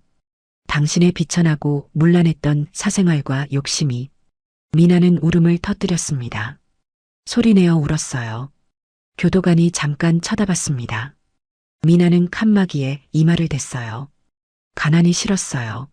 목소리가 떨렸습니다. 다시 밑바닥으로 떨어지는 게 무서웠어요. 그래서 다른 사람 인생을 망쳐도 된다고 생각한 거야? 태윤의 목소리가 차갑게 떨어졌습니다. 미나는 대답하지 못했어요. 그저 고개를 저을 뿐이었습니다. 아니에요. 아니었어요. 태윤은 자리에서 일어났습니다. 미나가 고개를 들었어요. 벌써 가요? 태윤은 고개를 끄덕였습니다. 할 말은 다 했어. 미나는 일어서서 칸막이에 손을 댔어요. 태윤 씨, 마지막으로 한 가지만. 태윤은 멈춰섰습니다. 미나가 말했어요. 민준이, 잘 키워주세요. 제발. 목소리가 간절했습니다. 태윤은 미나를 봤어요. 당신이 부탁할 일이 아니야. 내 아들이니까. 그 말에 미나는 주저앉을 뻔했어요. 태윤은 문을 향해 걸었습니다. 태윤 씨, 미나가 외쳤어요. 태윤은 걸음을 멈췄습니다. 돌아보지 않았어요. 미나의 목소리가 뒤에서 들렸습니다. 정말 미안해요. 태윤은 대답하지 않았습니다. 그대로 문을 열고 나갔어요. 문이 닫히는 소리가 났습니다. 복도에 나온 태윤은 벽에 기댔어요. 한숨을 길게 내쉬었습니다. 가슴속이 텅 빈 것 같았어요. 교도관이 다가왔습니다. 괜찮으십니까? 태윤은 고개를 끄덕였어요. 네, 괜찮습니다. 복도를 걸어 출구로 향했습니다. 뒤돌아보지 않았어요. 면회실에서는 미나의 울음소리가 새어나오고 있었지만 태윤은 듣지 않으려 했습니다. 교도소를 나왔습니다. 밖은 환했어요. 3월의 햇살이 따스했습니다. 태우는 눈을 가늘게 떴어요. 하늘을 올려다봤습니다. 구름 한 점 없는 파란 하늘이었어요. 다시 1시간 반을 달려 아파트에 도착했습니다. 지하 주차장에 차를 세우고 시동을 껐습니다. 태우는 운전석에 앉아 한참 그대로 있었어요. 눈을 감았습니다. 오늘 본 미나의 얼굴이 떠올랐어요. 초췌한 얼굴, 붉게 충혈된 눈, 떨리는 입술. 눈을 떴습니다. 백미러로 자신의 얼굴을 봤어요. 피곤해 보였습니다. 하지만 눈빛만큼은 흔들리지 않았어요.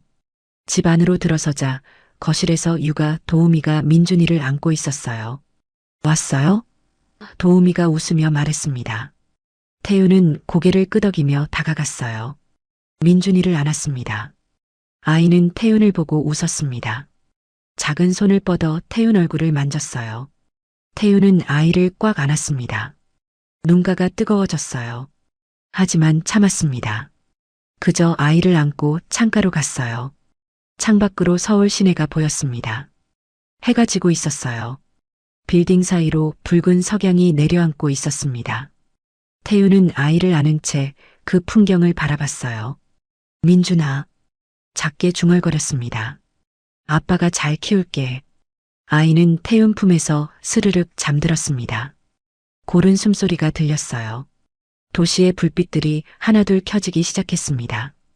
긴 하루가 끝나고 있었어요. 며칠이 지났습니다.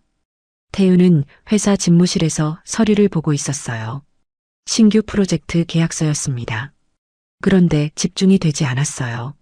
자꾸만 다른 생각이 떠올랐습니다. 채은과 준호. 그 두 아이들이요. 태윤은 펜을 내려놓았습니다. 의자에 기댄 채 천장을 올려다봤습니다. 그 아이들은 지금 어떻게 지내고 있을까?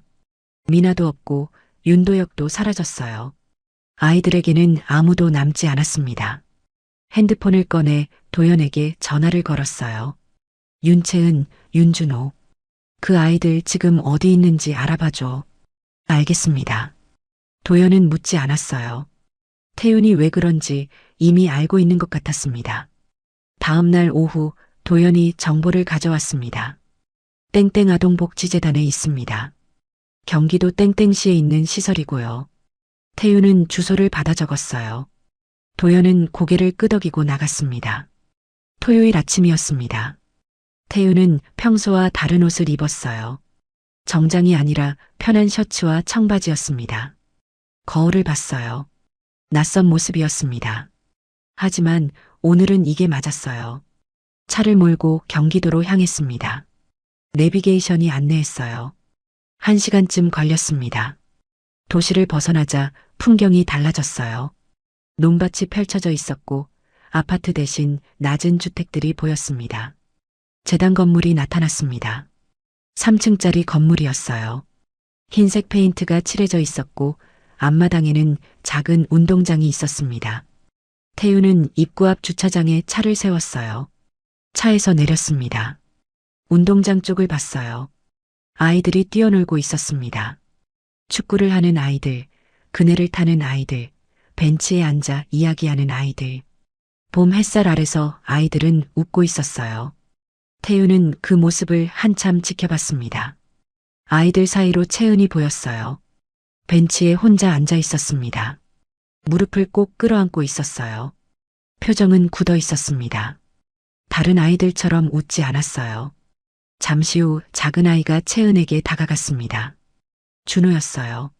채은이 준호를 안았습니다. 그 모습을 보는 태윤의 가슴이 먹먹해졌어요.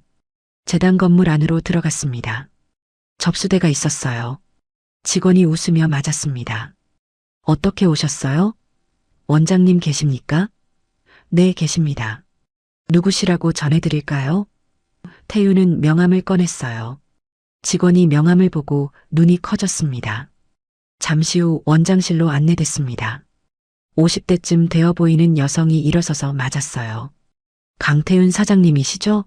뵙게 되어 영광입니다. 악수를 나눴습니다. 앉으세요. 원장이 소파를 가리켰어요. 무슨 일로 오셨는지 원장이 조심스럽게 물었습니다. 태우는 잠시 망설이다가 말했어요. 윤채은, 윤준호. 그 아이들 때문에 왔습니다. 원장의 표정이 조금 굳었어요. 아, 그 아이들을 어떻게 지내고 있습니까? 태윤이 물었습니다. 원장은 한숨을 쉬었어요. 솔직히 쉽지 않습니다. 특히 채은이가요. 거의 말을 안 해요. 밥도 잘 안 먹고요. 태윤은 주먹을 쥐었습니다. 준호는요?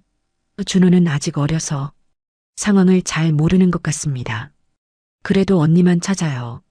태윤은 창밖을 봤습니다. 운동장이 보였어요. 채은과 준호가 여전히 벤치에 앉아 있었습니다. 심리 상담은 받고 있습니까? 네, 주 2회 받고 있습니다. 하지만 시간이 필요할 것 같아요. 태윤은 고개를 끄덕였습니다. 제가 그 아이들을 돕고 싶습니다. 원장이 태윤을 봤어요. 어떤 도움을 생각하시는지요? 치료비, 교육비, 심리상담비. 필요한 모든 지원을 하겠습니다. 시설 개보수 비용도 별도로 지원하고요. 원장의 눈이 커졌습니다. 정말이십니까? 태윤은 고개를 끄덕였어요. 네. 제 변호사가 곧 연락드릴 겁니다. 법적으로 문제없게 처리하겠습니다. 원장은 잠시 말을 잇지 못했어요. 감사합니다. 정말 감사합니다. 한 가지 조건이 있습니다. 태윤이 말했습니다. 원장이 귀를 기울였어요. 후원자 이름을 남기지 마세요. 익명으로 처리해 주십시오. 원장은 고개를 갸우뚱했어요. 왜 그러시는지 여쭤봐도 될까요?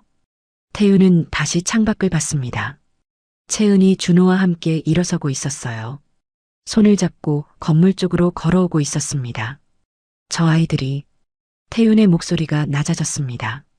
나중에 단 하나만 기억하면 됩니다. 원장이 태윤을 봤습니다. 태윤은 천천히 말했어요. 세상이 끝까지 자기들을 버리진 않았다는 것만요. 원장의 눈가가 붉어졌습니다. 고개를 끄덕였어요. 알겠습니다. 태윤은 자리에서 일어났습니다. 저는 이만 가보겠습니다. 원장도 일어섰어요. 아이들, 만나고 가시지 않으시겠어요? 태윤은 고개를 저었습니다. 아니요. 그럴 필요는 없습니다. 원장실을 나왔습니다. 복도를 걸었어요. 계단을 내려가는데 앞에서 아이들이 올라오고 있었습니다. 채은과 준호였어요. 태윤은 걸음을 멈췄습니다. 채은이 태윤을 봤습니다. 잠깐 눈이 마주쳤어요. 채은은 고개를 숙였습니다. 준호는 누나 뒤에 숨었어요. 태윤은 옆으로 비켜섰습니다. 아이들이 지나갔어요. 작은 발소리가 계단을 올라갔습니다. 태윤은 그 자리에 서서 한참 위를 올려다봤습니다. 아이들이 사라진 계단이요. 가슴속 어딘가가 저려왔어요. 하지만 다시 걸음을 옮겼습니다.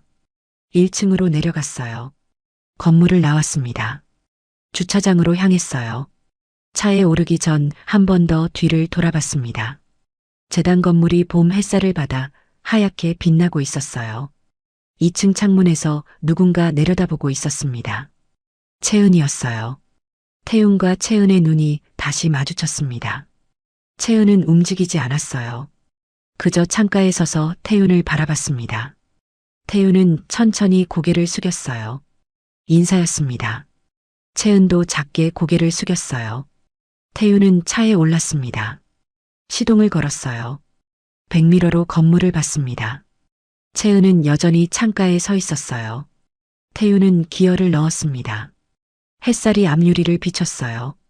따스한 봄 햇살이었습니다. 태윤은 벅차오르는 감정을 삼키며 핸들을 쥔 손에 힘을 주었습니다. 너희 잘못이 아니다. 그저 어른들이 견디지 못하고 무너져 내린 것뿐이지. 입술 사이로 새어나온 혼잣말이 차 안의 공기를 무겁게 적셨습니다. 무너진 잔해 속에서도 꽃은 피어나니까. 너희 인생은 이제부터 시작이야. 눈가가 뜨거워졌습니다. 고속도로를 달려 어느새 서울이 가까워졌습니다. 빌딩들이 보이기 시작했어요. 태윤의 핸드폰이 울렸습니다. 육아 도우미였어요. 사장님, 민준이가 잘 놀고 있어요. 언제쯤 오세요? 1시간 뒤에 도착할 것 같습니다. 알겠습니다. 전화를 끊었습니다. 태우는 미소를 지었어요. 작은 미소였습니다. 강변북로를 달렸습니다. 집에 도착했습니다. 지하 주차장에 차를 세웠어요. 시동을 껐습니다. 태우는 운전석에 잠시 앉아 있었어요. 백미러로 자신을 봤습니다. 지친 얼굴이었지만 눈빛만큼은 흔들리지 않았습니다. 차에서 내렸습니다. 엘리베이터를 타고 거울에 비친 자신의 모습을 봤습니다. 지난 몇 달간 많은 일이 있었어요. 사랑에 배신당했고 믿었던 결혼은 거짓이었고 막 태어난 아이는 아픔을 안고 태어났습니다. 하지만 태우는 여전히 서 있었습니다. 무너지지 않았어요. 그리고 끝까지 사람답게 남는 선택을 했습니다. 엘리베이터가 멈췄어요. 문이 열렸습니다. 집 문을 열었습니다. 왔어요? 육아 도우미가 웃으며 맞았어요. 거실에서는 민준이가 놀이 매트 위에서 놀고 있었습니다. 태우는 신발을 벗고 들어갔어요. 민준이에게 다가갔습니다. 민준아. 태윤이 불렀습니다. 민준이가 고개를 들어 아빠를 봤어요. 웃었습니다. 작은 손을 뻗었어요. 태윤은 아이를 안아 올렸습니다. 꽉 안았어요. 아이의 따스함이 느껴졌습니다. 창가로 갔습니다. 창밖으로 서울 시내가 보였어요. 석양이 지고 있었습니다. 빌딩 사이로 붉은 햇살이 내려앉았어요. 아름다운 풍경이었습니다. 태윤은 아이를 안은 채 그 풍경을 바라봤어요. 우리 잘 살자. 태윤이 작게 중얼거렸습니다. 민준이는 아빠 품에서 제잘거렸어요. 알아듣지 못하는 아기 옹알이였습니다. 하지만 태윤에게는 그게 대답처럼 들렸어요. 어둠이 내린 도시의 불빛들이 이정표처럼 켜지기 시작했습니다. 창가에 선 태윤은 품 안의 아이를 조금 더 깊게 끌어안았습니다. 거칠게 몰아치던 긴 여정은 이제 막을 내리고 있었습니다. 그 폐허 위로 누구에게도 방해받지 않을 새로운 시작이 조용히 발을 내디디고 있었습니다. 오늘 들려드린 강태훈과 서민아의 비극적인 진실, 재미있게 들으셨나요? 사랑과 신뢰라는 가장 고귀한 가치를 돈과 욕망을 위한 도구로 이용한 대가는 결국 처참한 파멸이었습니다. 타인의 진심을 짓밟고 쌓아 올린 가짜 성벽은 아무리 화려해도 결국 무너질 수밖에 없다는 사실을 태윤의 단호한 결단을 통해 확인할 수 있었는데요. 특히 배신감에 무너질 법한 상황에서도 죄 없는 아이들에게 세상은 끝내 너희를 버리지 않았다는 메시지를 남긴 태윤의 모습은 진정한 재벌의 품격이자 인간으로서의 도리가 무엇인지 깊은 울림을 줍니다. 최고의 복수는 상대를 똑같이 진흙탕으로 끌어내리는 것이 아니라 태윤처럼 어떤 오물 앞에서도 나 자신의 인간다움을 잃지 않고 당당하게 나의 길을 가는 것 아닐까요? 오늘 사연이 여러분의 답답한 마음을 시원하게 뚫어드렸기를 바랍니다. 여러분의 삶도 어떤 시련 앞에서도 태윤처럼 흔들림 없이 빛나기를 진심으로 응원합니다. 이야기를 끝까지 들어주신 분이 계시다면 잘 들었다고 댓글 하나만 남겨주세요. 어디에서 들으셨는지 남겨주시면 그곳에 큰 축복이 있기를 기원하겠습니다. 여러분의 댓글이 저에게 큰 힘이 되는 거 아시죠?